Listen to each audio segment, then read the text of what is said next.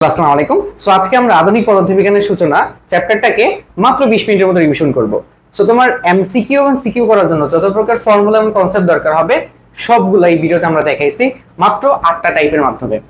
So যারা মনে করো যে ভাই শর্ট টাইমের মধ্যে আমরা রিভিশন করতে হবে, এই সিরিজটা তোমাদের জন্য আমরা ওয়ান শট রিভিশন সিরিজ ফিজিক্সের জন্য বের করছি, যেখানে তুমি প্রত্যেকটা চ্যাপ্টার 30 থেকে 40 মিনিটের মধ্যে রিভিশন করে শেষ করতে পারবা। ঠিক আছে, প্রত্যেকটা কনসেপ্ট এন্ড একটা ফর্মুলার সাথে একটা ফর্মুলার লিঙ্ক কোথায়। যেমন ভাই একটা চ্যাপ্টার খুললে ভাই 30 থেকে 40টা ফর্মুলা, এতগুলো ফর্মুলা তো মেমোরাইজ করা পসিবল না। তাহলে কিভাবে একটা ফর্মুলা থেকে আমি আরো 3-4টা ফর্মুলা বের করতে পারি, সো এই প্রসেসগুলো এখানে দেখানো হয়েছে। ঠিক আছে, সো একটা ক্লাস রিভিশন করার জন্য this is the best class for you. এখন আসলে যে আমরা এই চ্যাপ্টারটাকে 8টা টাইপে যেহেতু ভাগ করছি, একবারে টাইপ 1 থেকে আমরা প্রত্যেকটা জিনিস ইচ এন্ড এভরি পয়েন্ট আমরা এখান থেকে ক্লিয়ার করব। ওকে, এবার আসো টাইপ 1 এ আমাদের ভাই কি নিয়ে আলোচনা করতেছি? দৈর্ঘ্যের আপেক্ষিকতা। দৈর্ঘ্য চেঞ্জ হয়ে যায়, কখন চেঞ্জ হয়ে যায়? যখন আমাদের একটা ভেলোসিটি থাকে। তার মানে যদি এরকম হয় যে মনে করো যে আমার কাছে একটা বস্তু ছিল বা কোনো একটা বস্তু ছিল, স্থির অবস্থায় তার দৈর্ঘ্য হচ্ছে এল নট। স্থির অবস্থায় তার দৈর্ঘ্য কত, বা নিশ্চল অবস্থায় তার দৈর্ঘ্য হচ্ছে এল নট। এটা যদি ভি বেগে গতিশীল হয়, ভি বেগে গতিশীল হয়, গতিশীল হলে তাহলে তার কি হয়ে যাবে? তার দৈর্ঘ্যটা চেঞ্জ হয়ে যাবে, মানে তার দৈর্ঘ্যটা সংকুচিত হয়ে যাবে, দৈর্ঘ্যটা কমে যাবে। এন্ড এটা ফর্মুলা হচ্ছে এরকম যে L equal to L naught root over of 1 minus V square divided by C square. Okay, L naught হচ্ছে স্থির অবস্থায় তার দৈর্ঘ্য, L হচ্ছে গতিশীল অবস্থায় দৈর্ঘ্য। ঠিক আছে, এটা হলো কি ভাই? গতিশীল অবস্থায় দৈর্ঘ্য, গতিশীল। এখন গতিশীল অবস্থায় দৈর্ঘ্য সবসময় কিন্তু তোমার কমে যাবে। কেন? এই যে এখানে ভাই একটা মান আছে, এই মানটার দিকে একটু খেয়াল করলে দেখবা এই যে যে মানটা আছে এটা অলওয়েজ, ঠিক আছে, এটা অলওয়েজ লেস দেন 1 থেকে ছোট হয়। ঠিক আছে, যদি তোমার একটা ভেলোসিটি থাকে, এটা সবসময় 1 থেকে ছোট হবে, লেস দেন অর ইকুয়াল। ঠিক আছে, তুমি বলতে পারো লেস দেন অথবা মাঝে মাঝে ইকুয়াল হয় যদি তোমার ভেলোসিটি 0 থাকে। তার মানে এটার মান যেহেতু 0 থেকে মানে 1 থেকে ছোট, সো 1 থেকে ছোট সংখ্যা দিয়ে কোনো সংখ্যাকে গুণ করলে তার মান আলটিমেটলি কমে যায়। এই জন্য কি হয়ে গেছে? গতিশীল অবস্থায় তার দৈর্ঘ্যটাও কি কমে যায় আলটিমেটলি। বুঝা গেছে? এটা থেকে আমাদের ভালো পরিমাণ ম্যাথ আসে। এতটুকু জানলেই হবে, আমাদের কিছু লাগবে না, যে আমরা যখন গতিশীল হই তখন আমাদের দৈর্ঘ্যটা আগের থেকে কমে যায়। হ্যাঁ, তবে এখানে দুইটা জিনিস একটু মাথায় রাখতে হবে। সাপোজ আমার কাছে যে ধরো একটা আয়তকার মানে কোনো একটা বস্তু আছে, মানে ধরো 2D, তাহলে এটা হচ্ছে ভাই তার দৈর্ঘ্য, এবং এটা হচ্ছে তার প্রস্থ। এখন মনে রাখবা, সে যদি দৈর্ঘ্য বরাবর গতিশীল হয় তাহলে দৈর্ঘ্যটা কিন্তু সংকুচিত হয়ে যাবে, প্রস্থে কোনো কিছু হবে না। কেন? কারণ ধরো সে হলো দৈর্ঘ্য বরাবর গতিশীল, তাই না? প্রস্থ বরাবর কি তার কোনো উপাংশ আছে? না, প্রস্থ তো দৈর্ঘ্যের সাথে 90 ডিগ্রি কোণে থাকে, তাই না? আচ্ছা, সো 90 ডিগ্রি বরাবর বেগের কিন্তু কোনো উপাংশ নাই, বা 90 ডিগ্রি বরাবর কোনো ভেক্টরে কিন্তু কোনো উপাংশ বা অংশ বা প্রভাব থাকে না। যার কারণে কি হবে? দৈর্ঘ্য বরাবর যখন গতিশীল হবে শুধুমাত্র দৈর্ঘ্যের চেঞ্জ হবে, প্রস্থের চেঞ্জ হবে না। আবার যদি প্রস্থ বরাবর গতিশীল হয়, প্রস্থের চেঞ্জ হবে, দৈর্ঘ্যের চেঞ্জ হবে না। ঠিক আছে, বুঝছো? আবার ধরো এটা 3D বস্তু, 3D যদি বস্তু হয়, ঠিক আছে, তাহলে দৈর্ঘ্য বরাবর গতিশীল হলে দৈর্ঘ্য চেঞ্জ হবে, প্রস্থ চেঞ্জ হবে না, উচ্চতাও চেঞ্জ হবে না। বুঝে গেছে? এতটুকু ক্লিয়ার? ওকে, একদম ক্লিয়ার। এখন তো বুঝতে পারতেছো, তার মানে কোন একটা বস্তু যদি গতিশীল হয় তাহলে তার কোনো একটা কিছু চেঞ্জ হবে। যদি এখানে যদি দৈর্ঘ্য চেঞ্জ হয়ে যায় তাহলে কিন্তু তার আয়তন চেঞ্জ হয়ে যাবে, আর আয়তন চেঞ্জ হয়ে গেলে তার ঘনত্ব চেঞ্জ হয়ে যায়। ঘনত্ব কিভাবে বের করতে হবে এটা আমরা সামনের স্লাইডে আমরা দেখবো, আমাদের টাইপ 3 এ দেখবো। ওকে, এবার আসো, এই টাইপটা এতটুকু মনে রাখলেই হবে। এবার আসো সময়ের আপেক্ষিকতা। এটা নিয়ে সবারই কনফিউশন হয়, আর ভাই এটা খুবই সিগনিফিকেন্ট, মানে খুবই গুরুত্বপূর্ণ, এটা পরীক্ষায় আসেই।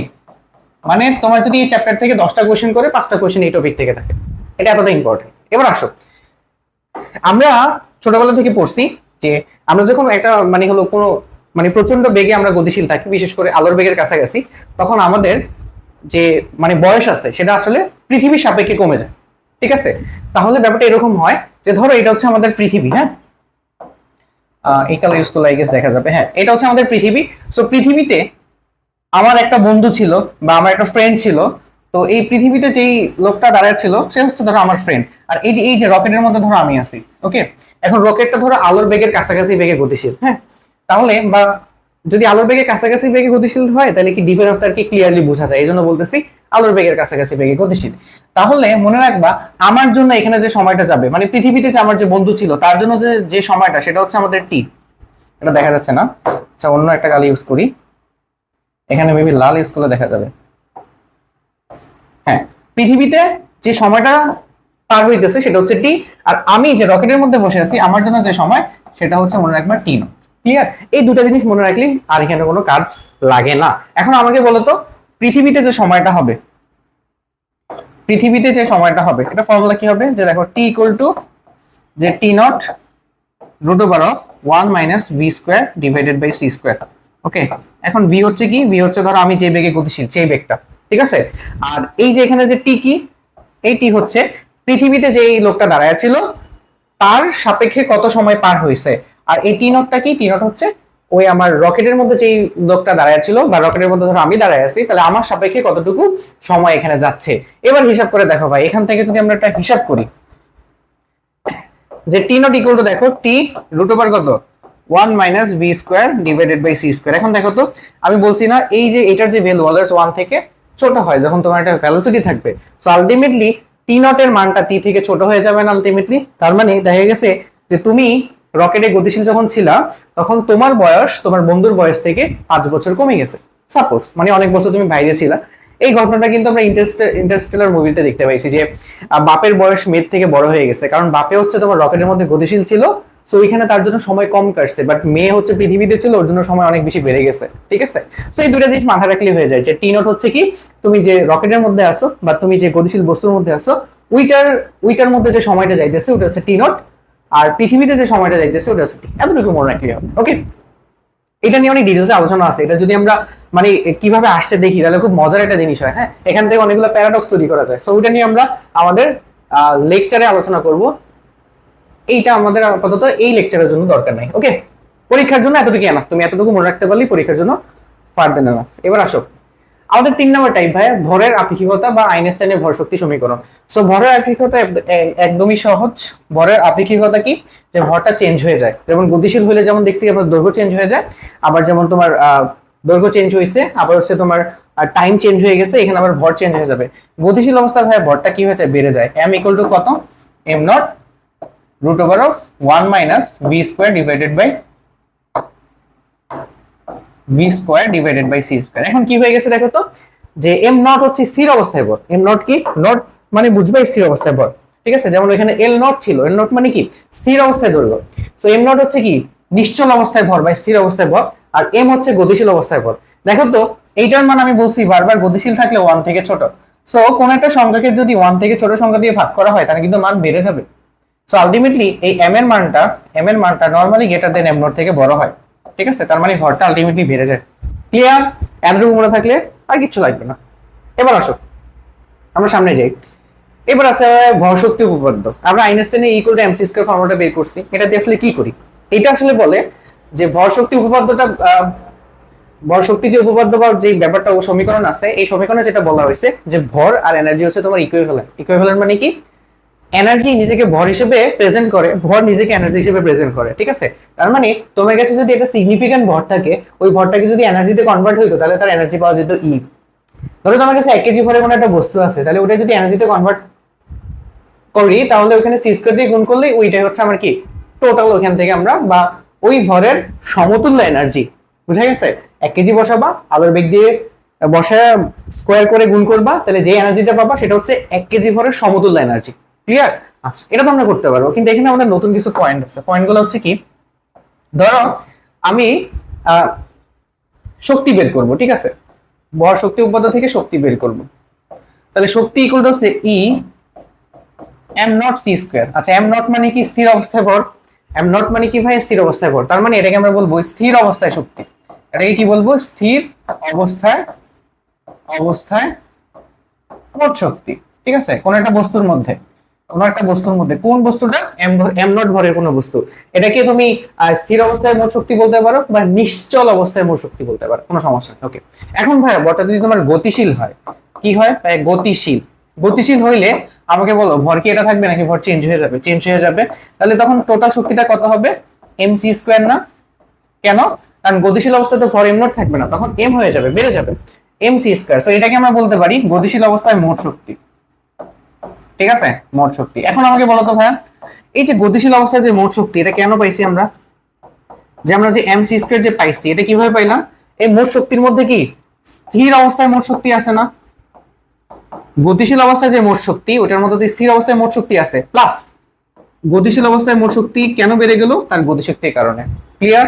তার মানে এইটা থেকে দেখো আমি একটা ইকুয়েশন বানাইতে পারি, mc স্কয়ার মানে মোট গতিশক্তি স্থির অবস্থায় তার গতিশক্তি মানে মোট শক্তি স্থির অবস্থায় শক্তি প্লাস তার গতিশক্তি সমান।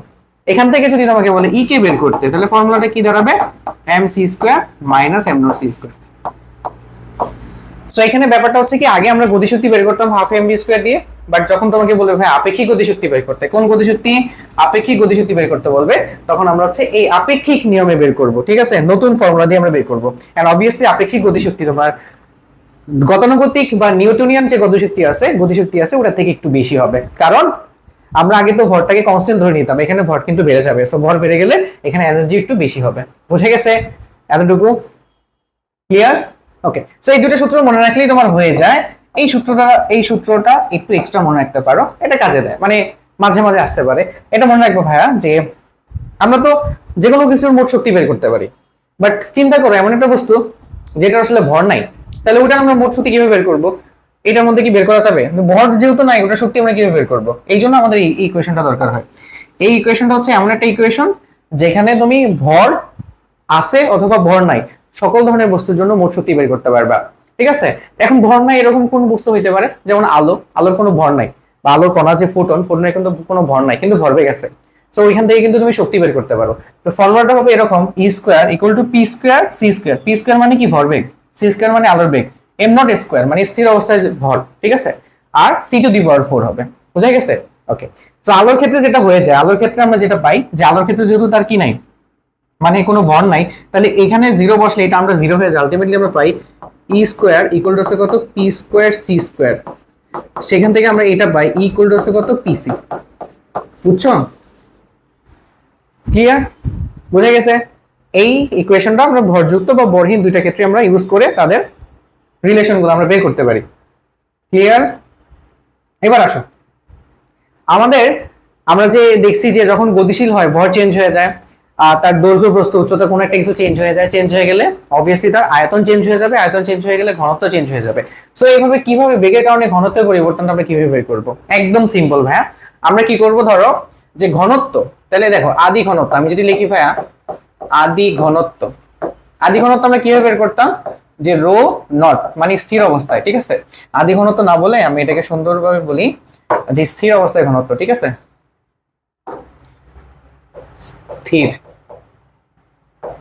স্থির একবারে স্থির অবস্থায় ঘনত্ব। এখন স্থির অবস্থায় ঘনত্ব কি হবে? স্থির ভর বসাবা, স্থির আয়তন বসাবা, শেষ। এখন তোমাকে যদি বলে গতিশীল অবস্থায় ঘনত্ব, গতিশীল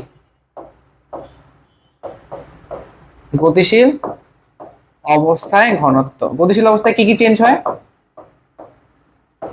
অবভিয়াসলি তার ভর চেঞ্জ হবে, এন্ড কি হবে বলতো?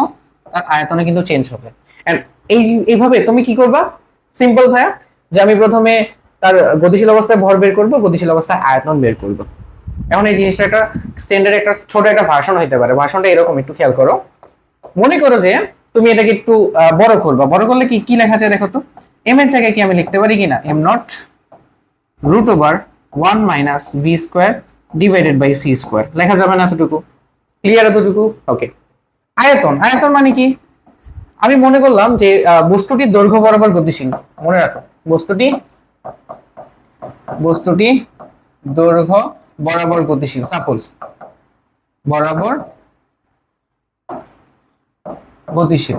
আচ্ছা আমাকে বলো, দৈর্ঘ্য বরাবর যদি গতিশীল হয় তাহলে কি কি চেঞ্জ হবে? শুধুমাত্র দৈর্ঘ্য চেঞ্জ হবে, তার কি প্রস্থ আর উচ্চতা চেঞ্জ হবে? চেঞ্জ হবে না। তাহলে দৈর্ঘ্য চেঞ্জ হবে, কিন্তু তার ধরো ওই যে প্রস্থ আর উচ্চতা দিয়ে যে এরিয়া সেটা চেঞ্জ হবে না। ঠিক আছে, তার মানে দৈর্ঘ্য চেঞ্জ হবে। তাহলে আমি ভলিউমটাকে দেখো, আমি যদি ভলিউমটাকে লিখতাম ভি নট মানে আদি আয়তনের ক্ষেত্রে যদি লিখতাম এ নট এল নট, কোনো সমস্যা আছে না?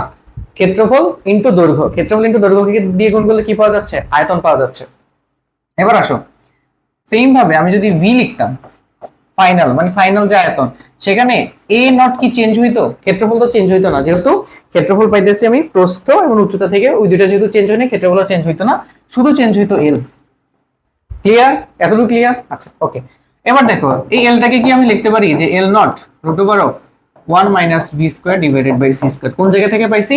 ওই যে আমরা ওইখানে আমরা পড়ে আসছিলাম দৈর্ঘ্য সংকোচন, এখানে এটা বসায় দাও, তাহলে আমরা লিখতে পারি A naught L naught root over কত 1 minus B square divided by C square.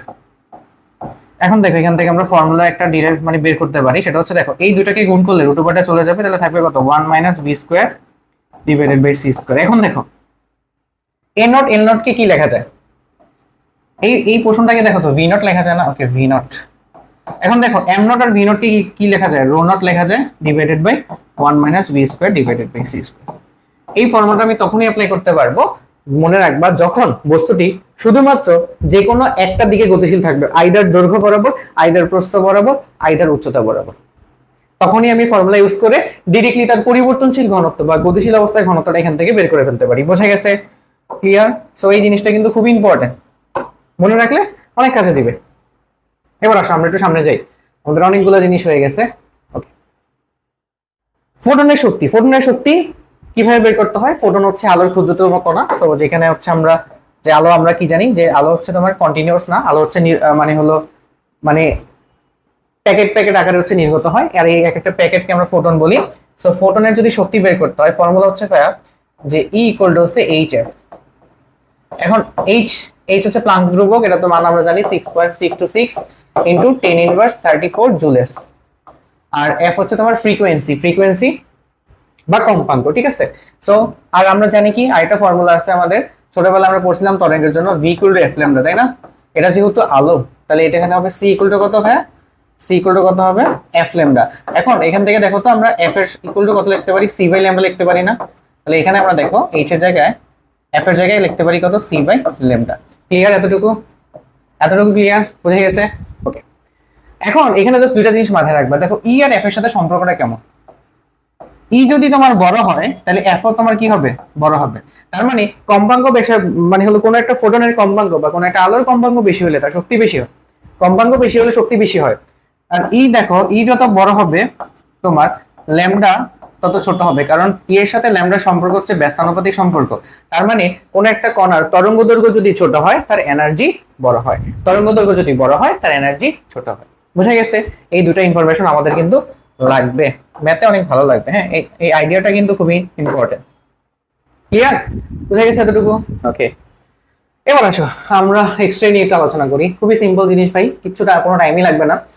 X ray রশ্মির নির্গমন খুব সিম্পল, যে এক্স রে রশ্মিটা কিভাবে বের হয় আসলে। আমি যদি কোনো একটা ধাতব মেটালের উপর যদি ইলেকট্রন নির্গত করি, তাহলে ইলেকট্রন আর হচ্ছে ওই ধাতব মেটালের আঘাতের কারণে সেখান থেকে এক্স রে নির্গমন হয়।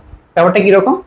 মনে করো যে এখানে একটা আমাদের তড়িৎ সোর্স আছে, ঠিক আছে? এই উৎস থেকে কি হবে? উৎস থেকে আমি একটা ভোল্টেজকে কানেক্ট করছি, এটা হচ্ছে আমাদের নেগেটিভ সাইডের সাথে কানেক্টেড, এটা হলো পজিটিভ সাইডের সাথে কানেক্টেড। হ্যাঁ, অবভিয়াসলি একটু হাই ভোল্টেজ দেওয়া হয়। হাই ভোল্টেজ দেওয়া থাকলে কি হয়ে যায় ভাই? আমরা জানি যে ইলেকট্রন হচ্ছে তোমার নেগেটিভ সাইড থেকে কোন সাইডে যাইতে চায়?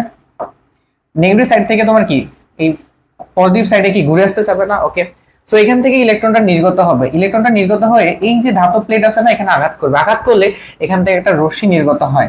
সেই রশ্মির একটা টাইপ হচ্ছে আমার এক্স রে। এখন এক্স রে হচ্ছে কোন টাইপের মধ্যে পড়ে? এক্স রে কিন্তু আলোর একটা ভার্সন, মানে আলোর অনেকগুলো পার্ট আছে, মানে আলো তরঙ্গ দৈর্ঘ্যের উপর ভিত্তি করে অনেক ভাগে ভাগ করা হয়। তার মধ্যে এক্স রে আছে, গামা রে আছে, আলট্রাভায়োলেট, দৃশ্যমান রশ্মি, মাইক্রোওয়েভ, রেডিও ওয়েভ, এগুলো তো জানোই, ঠিক আছে? তো তার মধ্যে একটা ভার্সন হচ্ছে এক্স রে। অবভিয়াসলি ভাই এটা তাড়িৎ চুম্বক তরঙ্গ, মানে একটা আলো, সেটা নিয়ে তো কোনো সন্দেহ নাই। ওকে, এখন আমাকে বলো ইলেকট্রন যে এখান থেকে নির্গত হইলো, ইলেকট্রনকে একটা এনার্জি দেওয়া লাগছে না? এনার্জিটা কে দিছে? এই যে বিভব। ওকে, এখন এখানে কি দেওয়া হয়েছে? এখানে কিন্তু দেখো একটা এনার্জি দেওয়া হয়েছে। এই এনার্জির মান আসলে কত সেটা আমরা একটু বের করবো কষ্ট করে। এখন এটা কি এনার্জি? এটা একটা বৈদ্যুতিক এনার্জি না? আচ্ছা, বিদ্যুৎ শক্তি দেওয়া হয়েছে। এখন আমরা একটা ফর্মুলা জানি ভাই, মনে আছে কিনা, যে W equal to V by q. মনে আছে? W equal to V by q, ঠিক আছে? আচ্ছা, এখন V মানে হচ্ছে তোমার ভোল্টেজ বা বিভব পার্থক্য। তো V আছে এখানে, দেখো তো আমি কাকে ভোল্টেজ দিছি? ইলেকট্রনকে ভোল্টেজ দিছি না? এখানে তাহলে চার্জের জায়গায় কি হবে? ইলেকট্রন আসবে। ভোল্টেজ কাকে দিছি? ইলেকট্রনকে। তাহলে চার্জের জায়গায় ইলেকট্রন আসবে। তাহলে দেখো তো ভাইয়া, এখান থেকে আমি উল্টো ফর্মুলা লিখছি। আচ্ছা, ফর্মুলাটা হচ্ছে এরকম যে V ইকুয়াল টু কত? আমাদের W বাই কিউ, ঠিক আছে? মানে 1 কুলম্ব চার্জকে তড়িৎ ক্ষেত্রে কোনো একটা বিন্দুতে আনতে যে পরিমাণ কাজ করা লাগে সেটাই হচ্ছে আমাদের বিভব। এখন এখানে চার্জের মানটা কত, এখানে যদি আমি ইলেকট্রনকে ভোল্টেজ দিতেছি তাহলে চার্জ হবে ইলেকট্রন, ঠিক আছে ডব্লিউ। তাহলে দেখো তো ডব্লিউ ইকুয়াল টু কত লেখা যায়, সরি ডব্লিউ ইকুয়াল টু কত লেখা যায়, ইভি না। ওকে, সো এটা হচ্ছে আমাদের কি, এই এনার্জি দেওয়া হয়েছে, এটাকে আমরা বলবো বিদ্যুৎ এনার্জি, ঠিক আছে, বা বৈদ্যুতিক এনার্জি বা ইলেকট্রিক এনার্জি। এটা কি এনার্জি, আমাদের বিদ্যুৎ এনার্জি ইভি। এখন ইভি কাকে দেওয়া হয়েছে বলো, ইভি দেওয়া হয়েছে ইলেকট্রনকে। ইলেকট্রন এখান থেকে যখন বের হবে তার একটা কি থাকবে ভাই, তার একটা গতিশক্তি থাকবে, কারণ সম্পূর্ণ শক্তি নিয়ে সে প্রচন্ড বেগে এখান থেকে বের হয়েছে, তার মানে ইভিটা কাইনেটিক এনার্জিতে কনভার্ট হবে। ক্লিয়ার এতটুকু? আমি ইলেকট্রনকে যে এনার্জি দিছি সেই এনার্জি দিয়ে হচ্ছে কাইনেটিক এনার্জি আকারে এখান থেকে বের হবে। ক্লিয়ার? ওকে, এখন আমরা জানি ও যখন এখানে আঘাত করবে ইলেকট্রন তখন এখান থেকে একটা এক্স রে রশ্মি নির্গমন ঘটে। এখন আমাকে বলো, আমি যদি ধরে নেই যেখানে কোনো ধরনের শক্তি অপচয় হবে না, তার মানে তার মধ্যে যতটুকু এনার্জি ছিল সম্পূর্ণ এনার্জি কিসে রূপান্তরিত হবে, এক্স রেতে। তার মানে সেই সম্পূর্ণ ইভি অথবা সম্পূর্ণ ই কে তার এনার্জিতে কনভার্ট হয়েছে। আর আমরা জানি ফোটন বা আলোর এনার্জি বের করে ই দিয়ে, যার ফর্মুলা হচ্ছে এইচ এফ অথবা এইচ সি বাই ল্যাম্ডা। বুঝা গেছে? ক্লিয়ার? আমি প্রথমে কি করছি ভাই, প্রথমে আমাদের বিদ্যুৎ শক্তি দেওয়া হয়েছে, ফর্মুলা হচ্ছে ইভি, সেটা মাধ্যমে আমাদের ইলেকট্রনটা প্রচন্ড গতিবেগ এখান থেকে বের হয়েছে, সেটা হচ্ছে ই কে। তুমি চাইলে এর জায়গায় হাফ এম বি স্কয়ার দিতে পারো, কোনো সমস্যা নাই। বুঝা গেছে? তারপরে হাফ এম বি স্কয়ার যখন এখানে আঘাত করলো তখন এখান থেকে ফোটন বের হয়েছে বা এক্স রে বের হয়েছে। এই যে এক্স রে যে বের হইলো, এই এক্স রে এর হচ্ছে সম্পূর্ণ শক্তি যদি ইলেকট্রনের, মানে এক্স রে যদি সম্পূর্ণ ইলেকট্রনের শক্তি নিয়ে যায় তাহলে টোটাল শক্তি ইকুয়াল টু লিখতে পারবো এক্স রে শক্তি। এক্স রে শক্তি কিভাবে বের করে, ই ফর্মুলা হচ্ছে তুমি এইচ এফ দিয়ে করতে পারো অথবা এইচ সি বাই ল্যাম্ডা দিয়ে করতে পারো। এখন এই ফর্মুলা যদি তুমি ডাইরেক্টলি এভাবে মুখস্থ করো, A W equal to E V equal to A K half M V square equal to H F A C by lambda, জীবনে মনে থাকবে না। তোমাকে লিংক করে একটা মনে রাখতে হবে। এখানে কতগুলো ফর্মুলা বের হচ্ছে বলো তো? তোমার মধ্যে অনেক ফর্মুলা, বাট কনসেপ্ট কিন্তু একটাই। বুঝে গেছে? এতটুকু মনে রাখলে কিন্তু তোমার এখানে অলমোস্ট কভার হয়ে যাচ্ছে। এখন কথা পায় যদি এরকম থাকে, আমাকে বললো সম্পূর্ণ শক্তি তোমার হচ্ছে ইয়াদের মধ্যে যাবে না, মানে এখানে যতটুকু গতিশক্তি নিয়ে বের হবে ততটুকু হচ্ছে তোমার হচ্ছে ফোটন পাবে না, তার 50% পাবে। তাহলে খুব সিম্পল, তোমার এখানে কতটুকু শক্তি নিয়ে সে বের হয়েছে, ইভি শক্তি নিয়ে বের হয়েছে না? তাহলে ইভি শক্তি সম্পূর্ণ শক্তি যদি না পায়, যদি 50% শক্তি পায় তাহলে 50% দিয়ে গুণ করবা, সেই 50% এনার্জি কিসে কনভার্ট হবে, তোমার ইতে কনভার্ট হবে। ই মানে কত, এইচ এফ অথবা এসি বাই ল্যাম্ডা। ক্লিয়ার? বুঝে গেছে? একদম ক্লিয়ার। আই গেস এখানে আর কোনো প্রবলেম নাই। এবার আসো, এই চ্যাপ্টারে ওয়ান অফ দা ডাইহার্টেড মানে হচ্ছে কোয়েশ্চেন, যেটা খুবই ইম্পর্টেন্ট, সেটা হচ্ছে ভাই আলোক তড়িৎ ক্রিয়া। বুঝাই যাইতেছে আলোক তড়িৎ ক্রিয়া মানে আলোর কারণে তড়িৎ ক্রিয়া হবে। তড়িৎ ক্রিয়া মানে কি ভাই, তড়িৎ ক্রিয়া মানে ইলেকট্রনের মানে আদান প্রদান বা ইলেকট্রনের হচ্ছে চলাচল। সো আলোর কারণে, আলো মানে ফোটন, ঠিক আছে, সো আলোর কারণে কি হবে, তড়িৎ চলাচল করবে। সো ব্যাপারটা এইভাবে চিন্তা করা যায়, মনে করো এটা একটা ধাতব প্লেট, ঠিক আছে, আর এটার উপর হচ্ছে তোমার আলো পড়তেছে। এইসা আলো পড়লে দেখা যাবে এখান থেকে কিছু ইলেকট্রন বের হবে। ব্যাপারটা খেয়াল করো, আগে আমাদের কি হয়েছিল, যখন একটা ধাতব প্লেটে এসে ইলেকট্রন আঘাত করতো তখন সেখান থেকে রশ্মি বের হইতো। এখন তার উল্টা ঘটনা, যখন ধাতব প্লেটে এসে তোমার রশ্মি পড়তেছে তখন সেখান থেকে ইলেকট্রন নির্গমন করতেছে। মানে ব্যাপারটা এরকম হয়েছে, তুমি প্রথমে কি করছো ভাই, এখানে একটা তুমি রশ্মি ফেলছো, তাহলে রশ্মির কি থাকে, একটা এনার্জি থাকে, থাকে কিনা, এতটুকু বোঝা গেছে? ওকে, রশ্মির একটা এনার্জি থাকে, সে এনার্জিটা প্রথমে কি হবে, এখানে ইলেকট্রন কিন্তু ধাতুর সাথে একটা বন্ধনের মাধ্যমে কানেক্টেড, তাহলে প্রথমে একটা শক্তি খরচ হয়ে যাবে ইলেকট্রনকে ধাতুর বন্ধন থেকে মুক্ত করার জন্য, তাহলে সেটাকে আমি বলতেছি কার্যব্যাখ্যক। ক্লিয়ার? কার্যব্যাখ্যক জিনিসটা কি, কার্যব্যাখ্যক হচ্ছে তোমার আলোক রশ্মি যখন এসে এখানে পড়তেছে তখন আলোক রশ্মির একটা শক্তি মানে শক্তির একটা অংশ খরচ হইতেছে ইলেকট্রনকে বন্ধন থেকে মুক্ত করার জন্য, সেটাই হচ্ছে কার্যব্যাখ্যক ফাই। আর অতিরিক্ত যে শক্তিটা থাকবে মানে বন্ধন থেকে মুক্ত করার পরে সেটা দিয়ে কি হবে, সেটা দিয়ে হচ্ছে ইলেকট্রন একটা গতিশক্তি পাবে। তাহলে দেখো তো আমরা যদি শক্তির বেসিক কনসেপ্টটাকে কাছে লাগে এরকম একটা ইকুয়েশন বানাইতে পারি কিনা, বুঝে গেছে? এরকম একটা ইকুয়েশন বানানো যায় কিনা যে ই ইকুয়াল টু হচ্ছে 5 প্লাস ইকে, আমি আলোর মাধ্যমে যতটুকু শক্তি দিছি তার কিছু অংশ খরচ হয়েছে ইলেকট্রনকে আলাদা করার জন্য বন্ধন থেকে, আর বাকি অংশ ইলেকট্রন গতিশক্তি হিসেবে পাইছে।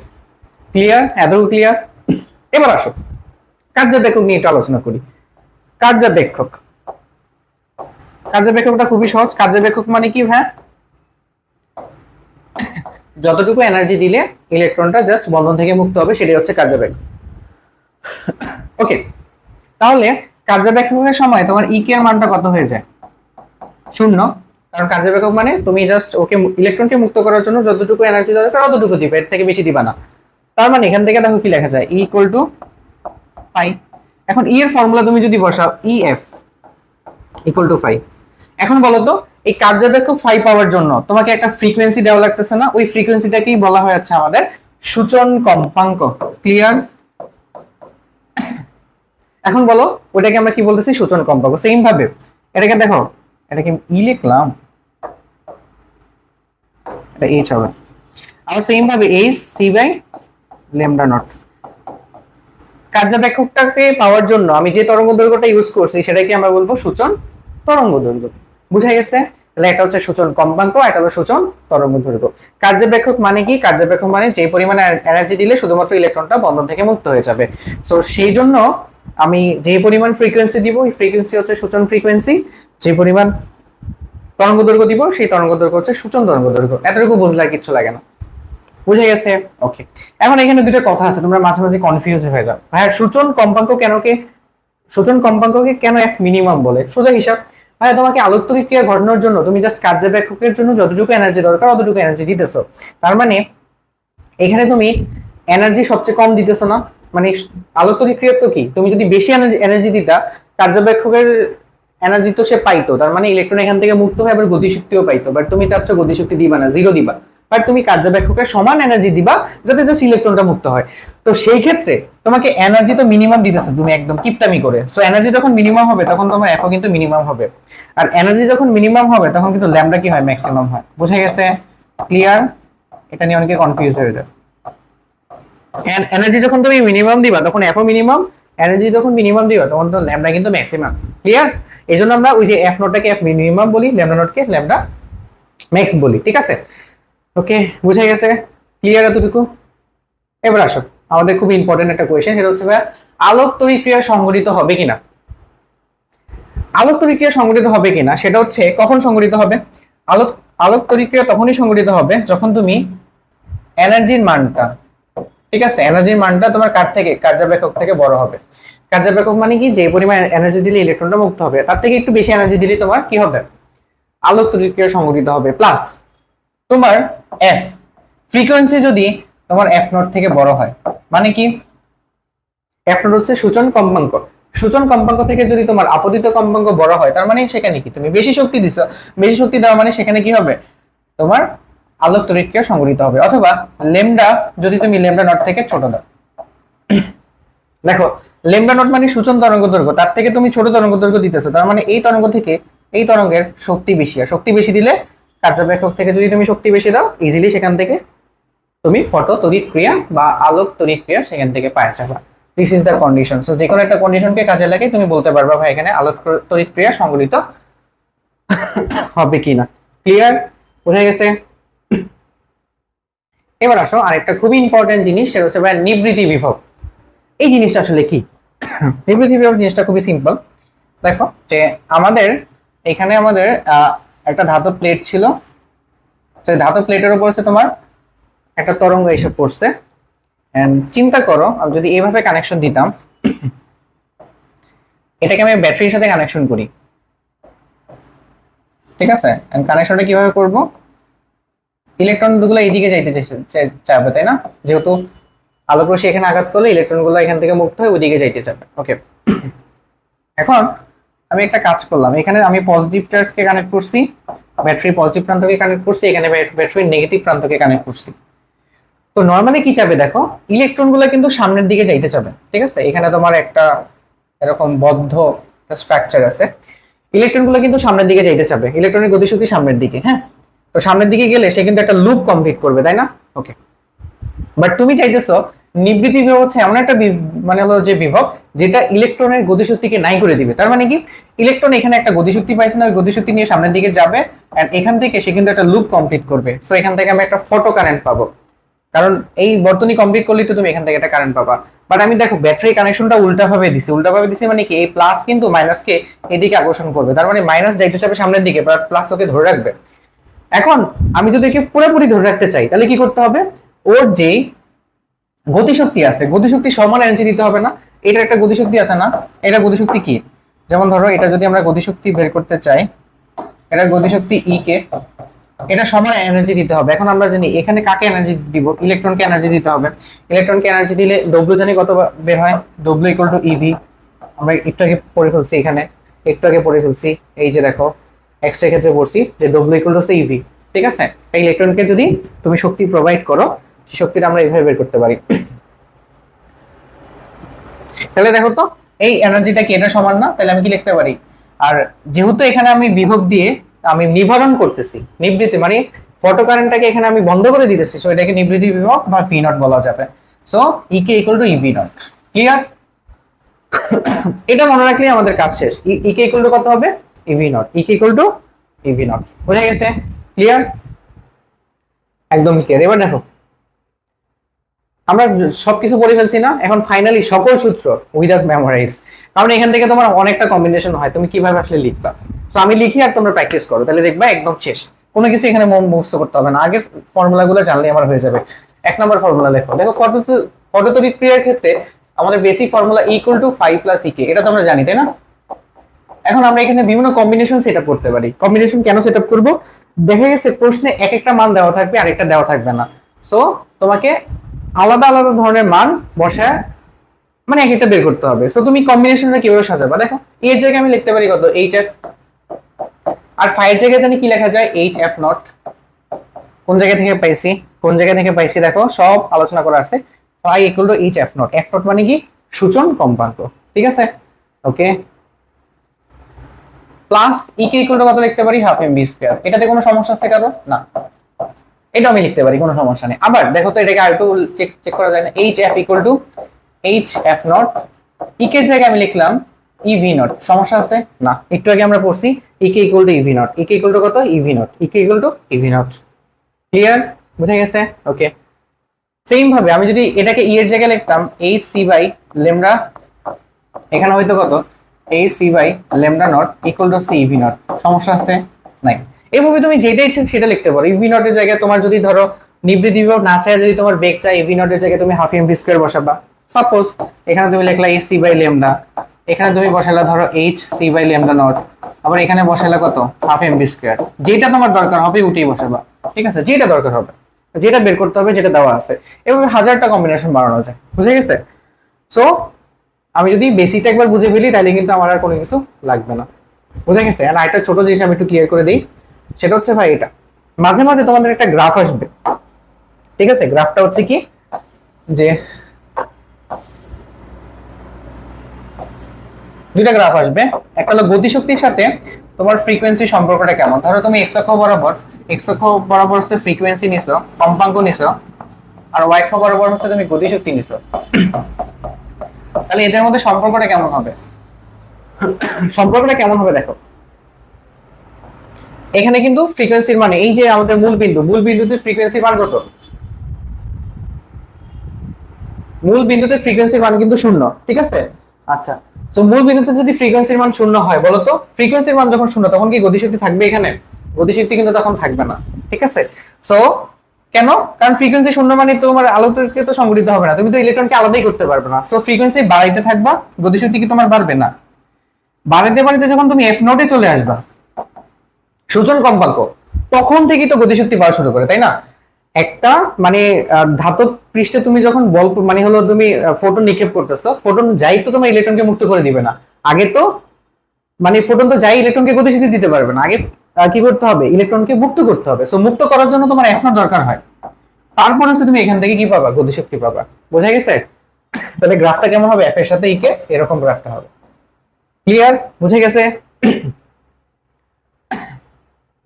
এবার দেখো আমাদের ডি ব্রগলি তরঙ্গ এমন হচ্ছে কণার ভরবেগ। সো এটা খুবই ইম্পর্টেন্ট একটা জিনিস আমাদের এখানে লাগবে। সো ডি ব্রগলির তরঙ্গতে যেটা বলা হয়েছে যে ভাইয়া কোন একটা গতিশীল কণার তরঙ্গ এবং কণা ধর্ম দুইটাই থাকে, ঠিক আছে। কোন একটা গতিশীল কণার তরঙ্গ ধর্ম থাকে এবং কণা মানে হলো ধর্ম থাকে, এবং তাদের মধ্যে সম্পর্ক হচ্ছে এরকম, lambda equal to h divided by p এর জায়গায় লেখা আছে এম ভি। তার মানে ধরো জাস্ট অড মনে হইতে পারে, মানে ধরো তোমার ভর 50 কেজি, 50 কেজি, এন্ড তুমি হচ্ছে তোমার বেগ হচ্ছে 100 মিটার পার সেকেন্ড, তাহলে তোমার একটা তরঙ্গ দৈর্ঘ্য থাকবে। এটাই বলে, মানে এটাকে বলে মানে কণার তরঙ্গ ধর্ম। প্রত্যেকটা কণার, প্রত্যেকটা পার্টিকেল একটা তরঙ্গ ধর্ম থাকে। তুমিও যেহেতু একটা পার্টিকেল, তোমার একটা তরঙ্গ দৈর্ঘ্য মানে হলো ধর্ম থাকবে। এন্ড তোমার যদি একটা বেগ থাকে, অবভিয়াসলি সেখান থেকে তুমি একটা তরঙ্গ দৈর্ঘ্য পেয়ে যাবা। সো এখানে যদি তুমি বসাও দাও, তোমার তরঙ্গ দৈর্ঘ্য কিন্তু এখান থেকে বের করতে পারবা। 6.626 10 ইনভার্স 34 ডিভাইডেড বাই তোমার ভর 50 ইনটু হচ্ছে 100। এখান থেকে বসালেই তুমি তোমার তরঙ্গ দৈর্ঘ্যটা পেয়ে যাবা। বোঝা গেছে? তবে হ্যাঁ, পার্টিকেল যত বড় হবে তরঙ্গ দৈর্ঘ্য অত ছোট হবে, ঠিক আছে? এন্ড এটা অবভিয়াসলি তোমার বেগের উপরও নির্ভর করে। ক্লিয়ার? বোঝা গেছে? ওকে, একদম ক্লিয়ার। এবার দেখো আমাদের এই চ্যাপ্টারের লাস্ট টাইপ, সেটা হচ্ছে কম্পোনেন্ট প্রভাব। কম্পোনেন্ট প্রভাব মানে কি?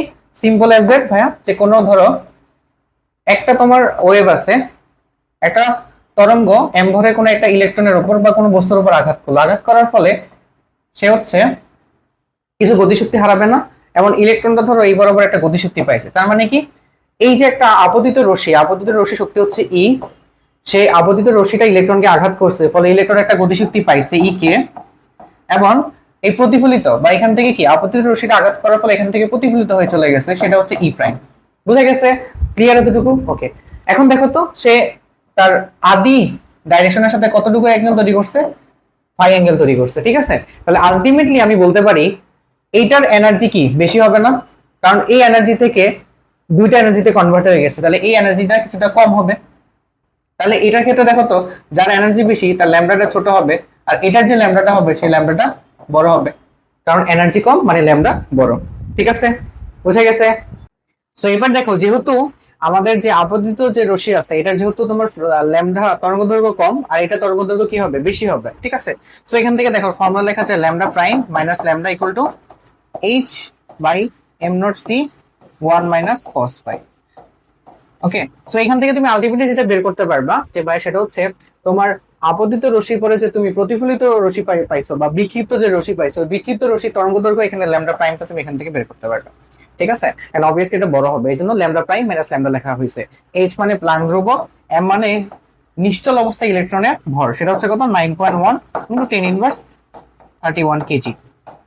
সি মানে হচ্ছে আলোর বেগ, আর কস মানে ফাই হচ্ছে কি, যে আমাদের বিক্ষিপ্ত রশ্মি হচ্ছে আপতিত রশ্মির সাথে কত অ্যাঙ্গেলে আছে সেই ফাইটা। বুঝা গেছে? ক্লিয়ার? ওকে, একদম ক্লিয়ার। লাস্ট আমাদের খুব ছোট একটা জিনিস আছে ভাই, সেটা হচ্ছে হাইজেনবার্গের অনিশ্চয়তা নীতি, বা যেটাকে বলে আনসার্টেনিটি প্রিন্সিপাল। ঠিক আছে? তো এখানে যেটা বলে যে, যেহেতু আমরা একটু আগে বলছি যে একটা মানে হলো কণার তরঙ্গ ধর্ম থাকে, তার মানে প্রত্যেকটা বস্তুর কণা ধর্ম যেমন থাকে, তরঙ্গ ধর্ম সেরকম থাকে। তার মানে আমাকে একই সাথে ধরো তুমি একটা বস্তুর অবস্থান এবং ভরবেগ নির্ণয় করতে চাচ্ছ। অবস্থান মানে যেহেতু এটা তরঙ্গের মতো বিহেভ করতেছে, তার মানে কিন্তু তার অবস্থান কিন্তু চেঞ্জ হবে। ঠিক আছে? আর যেহেতু সে একটা বস্তু, তার কিন্তু একটা ভরবেগও থাকবে। তো একই সময় তুমি দুটো কখনো নির্ণয় করতে পারবে না। ঠিক আছে? তো এখানে যেটা বলা হয়েছে ডেল এক্স, ডেল এক্স মানে কি, তোমার অবস্থান মানে নির্ণয়ের অনিশ্চয়তা ইকুয়াল টু হচ্ছে ডেল পি, মানে ভরবেগ নির্ণয়ের অনিশ্চয়তা গ্রেটার দেন অর ইকুয়াল হবে এইচ বাই 4 পাই। ঠিক আছে? অর্থাৎ যদি তুমি খুব নিখুঁত ভাবে ডেল এক্স কে নির্ণয় করতে পারো, তার অবস্থানকে নির্ণয় করতে পারো, তার মানে ডেল এক্স এর মান কম, তখন ডেল পি এর মান অটোমেটিক বেড়ে যাবে, তার মানে তুমি অ্যাকুরেটলি ভরবেগ নির্ণয় করতে পারবে না। ঠিক আছে? আবার ডেল পি এর মান যদি কম হয়, তার মানে খুব অ্যাকুরেটলি তুমি ভরবেগ নির্ণয় করতে পারছো, তাহলে তার অবস্থানটা নির্ণয় করতে পারবে না। এটা কেন হয়?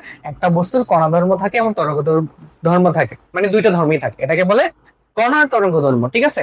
আচ্ছা, এগুলো নিয়ে অনেক ডিটেইলস আলোচনা আছে, বাট রিভিশন ক্লাসে this is enough for you. Okay, so এইগুলো ছিল আমাদের এই চ্যাপ্টারে যত কন্টেন্ট মানে তোমার সিকিউর জন্য দরকার, সবগুলাই। ঠিক আছে? সো আশা করি আমাদের সবগুলো কনসেপ্ট ক্লিয়ার হয়েছে। কোনো কিছু জানা থাকলে অবভিয়াসলি জানাবা, এন্ড অবভিয়াসলি আমরা প্রত্যেকটা চ্যাপ্টার শেষ করবো।